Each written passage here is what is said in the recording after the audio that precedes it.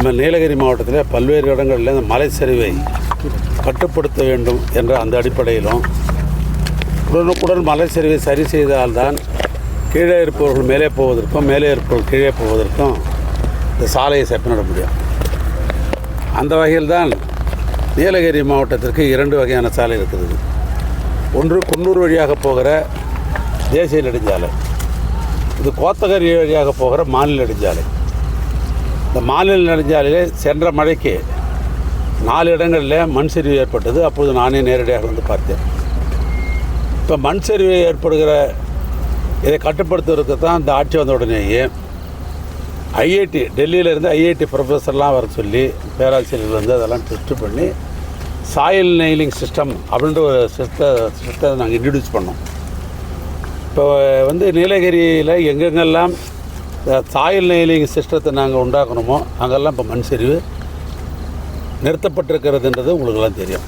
அந்த வகையில் தான் சென்ற முறை ஏற்பட்ட இந்த 4 இடங்களில் வந்து 4.5 கோடி ரூபாய் திட்ட மதிப்பீட்டில் இந்த சாயில் நெயிலிங்கிற அந்த சிஸ்டத்தையும் அதே நேரத்தில் வந்து சிமெண்ட் கலவையை குரோட்டிங் அப்படின்ற அந்த சிஸ்டத்தின் மூலமாக மண்ணினுடைய உறுதித்தன்மையை, ஏன்னா அங்கே இருக்கிறதுலாம் மண் மலை மாதிரி கண்ணுக்கு தான் மண், இதை உறுதித்தன்மை ஏற்படுத்துவதற்கு அதன் உள்ளே ஏறத்தாழ ஒரு 3 மீட்டர் 4 மீட்டர் இந்த அடிப்படையில் சிமெண்ட் கலவையை உள்ளே செலுத்தி இதனுடைய உறுதித்தன்மை உருவாக்குறது.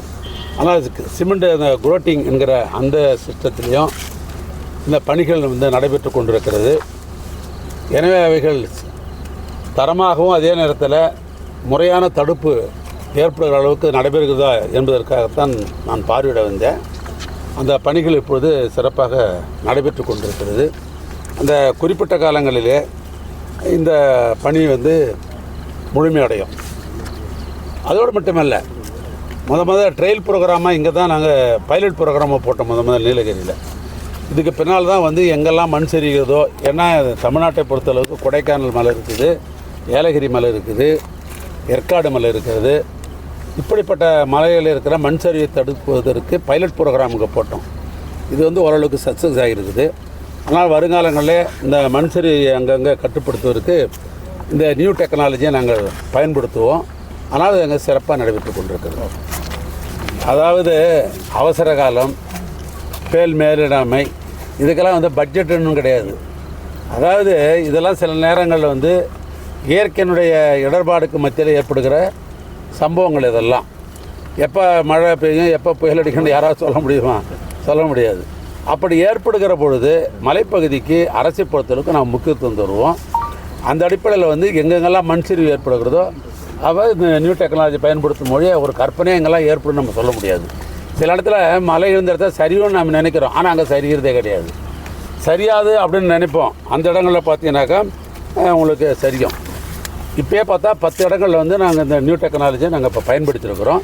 வருங்காலங்களில் இந்த மாதிரி நிலை சரிவு ஏற்படுமையானால் அங்கே இந்த நைலிங் சிஸ்டமும் அதே நேரத்தில் வந்து இந்த குரோட்டிங் சிஸ்டத்தையும் பயன்படுத்தி மலையினுடைய தன்மையை நாங்கள் உறுதிப்படுத்துவோம்.